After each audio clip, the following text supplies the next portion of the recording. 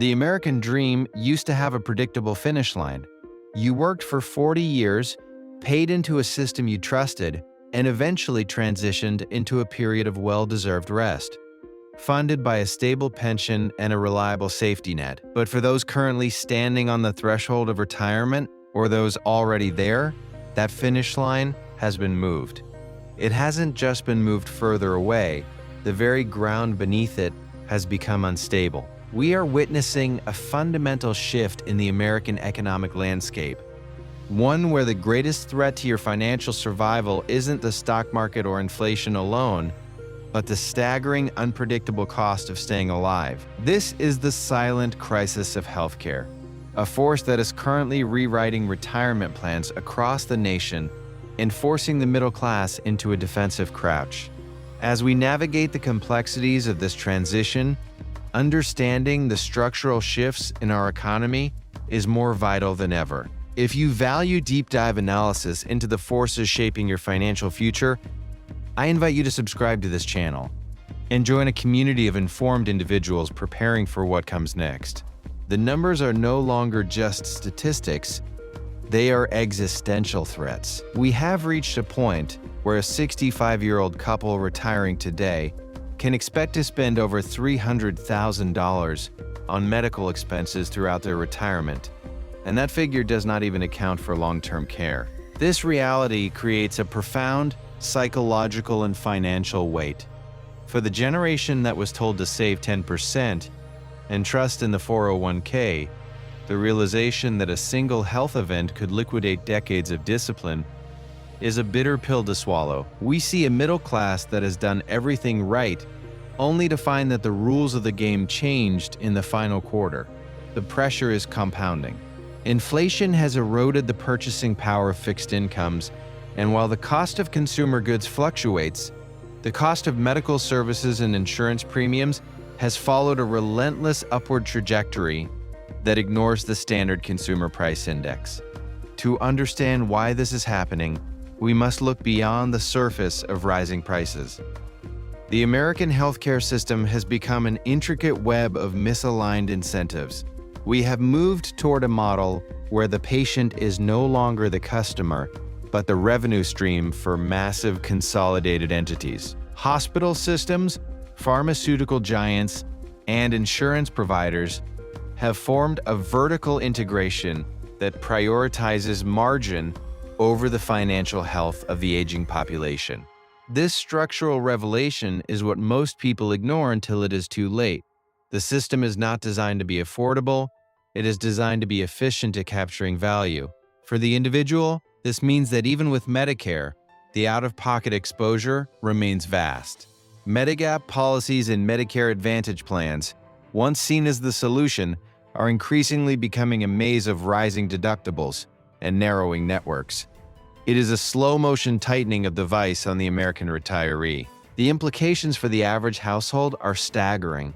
We are seeing a wealth transfer of a different kind, not from parents to children, but from the middle class to the healthcare industrial complex. This prevents the accumulation of intergenerational wealth and keeps the aging population in a state of perpetual financial anxiety. When the cost of living outpaces the growth of assets, the only variable left to control is lifestyle. We are seeing Americans in their late 60s and 70s returning to the workforce, not out of a desire for fulfillment, but out of a desperate need to maintain health insurance or pay for prescriptions that have tripled in price. This is a quiet erosion of dignity that doesn't make the evening news. Yet it is the primary conversation at kitchen tables from Ohio to Arizona. If this level of objective economic breakdown is something you find valuable, please consider subscribing. It ensures you stay connected to the data that traditional outlets often overlook. Beyond the immediate costs, we must address the long-term care trap. Most Americans assume Medicare will cover their stay in an assisted living facility or provide home health care indefinitely. The reality is far harsher. Medicare is designed for acute care, not the chronic long-term support that millions will require as they live longer lives. This gap in the system creates a catastrophic financial cliff. To qualify for state assistance like Medicaid, many are forced to spend down their life savings, effectively impoverishing themselves to afford the care they need to survive. This is the ultimate irony of the modern American economy. The reward for a long life is often the systematic liquidation of everything you work to build. It is a structural flaw that treats aging as a financial liability rather than a stage of life. The market for private long-term care insurance has also shifted. Premiums have skyrocketed, and many providers have exited the market entirely, leaving those in their 50s and 60s with few affordable options to hedge against this risk. This leaves the middle class in a no-man's land. They have too much to qualify for immediate help, but far too little to weather a decade of specialized care. The psychological toll of this uncertainty cannot be overstated. It breeds a sense of hypervigilance, where every minor health scare is viewed through the lens of potential bankruptcy. This is not the retirement that was promised, and it is certainly not the one that was earned through decades of productivity and tax contributions. As we look toward the future, we must also consider the role of the pharmaceutical industry in this equation. The United States remains one of the only developed nations where the government does not directly negotiate drug prices on a broad scale, leading to a reality where Americans pay significantly more for the same life-saving medications than their counterparts in Europe or Canada. This price disparity acts as a hidden tax on the elderly. When a significant portion of a Social Security check is diverted to a pharmacy counter, the local economy suffers. This is a macroeconomic drain that ripples through every sector, reducing discretionary spending and slowing growth. The pressure on the middle class is not a singular event, but a systemic failure of multiple overlapping institutions. What can be done in the face of such a formidable challenge? The first step is a radical shift in perspective. Retirement planning can no longer be a simple calculation of how much do I need to live? It must become a strategic, defensive operation. This involves looking at health as a primary financial asset.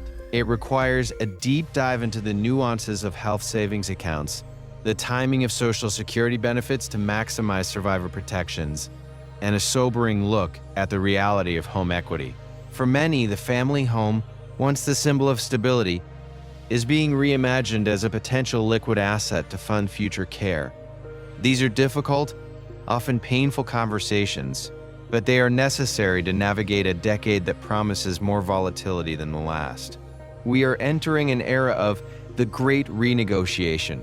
The social contract that defined the mid-20th century is being rewritten in real time, often without the consent of those it affects most. The reliance on traditional pillars of retirement is being replaced by a need for extreme self-reliance and sophisticated financial maneuvering. It is a time that demands clarity, not optimism, data, not hope.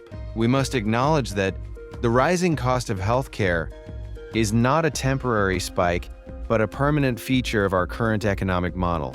Understanding this allows for a more honest appraisal of what is possible and what is at risk. As you reflect on your own path, consider how much of your plan is based on the world as it was, rather than the world as it is. The transition into retirement is no longer a gentle slope. It is a narrow path between rising costs and finite resources. Staying informed is your only true leverage in an economy that seems increasingly indifferent to the individual. Before we conclude, if you have found this analysis helpful in clarifying the challenges ahead, please take a moment to subscribe. Your support allows us to continue producing this kind of in-depth independent research for those who need it most. In the end, the silent crisis of healthcare costs is more than just a financial hurdle. It is a test of resilience for the American middle class. It forces us to ask what we truly value and what we are willing to do to protect our future. The path ahead is undeniably difficult, and the solutions are rarely simple. But there is a certain power in seeing the situation for what it is. When we strip away the marketing of the financial services industry and the hollow promises of political rhetoric, we are left with the facts. And the facts tell us that the most important investment you can make is in your own understanding of the system As you move forward, do so with your eyes open, acknowledging the risks, but refusing to be paralyzed by them. The landscape has changed, but your ability to adapt remains your greatest strength. It is a quiet, steady resolve that will determine who thrives and who merely survives in this new economic reality. The silence of the crisis does not mean it is absent. It simply means we must listen more closely to the warnings and act while we still have the agency to do so.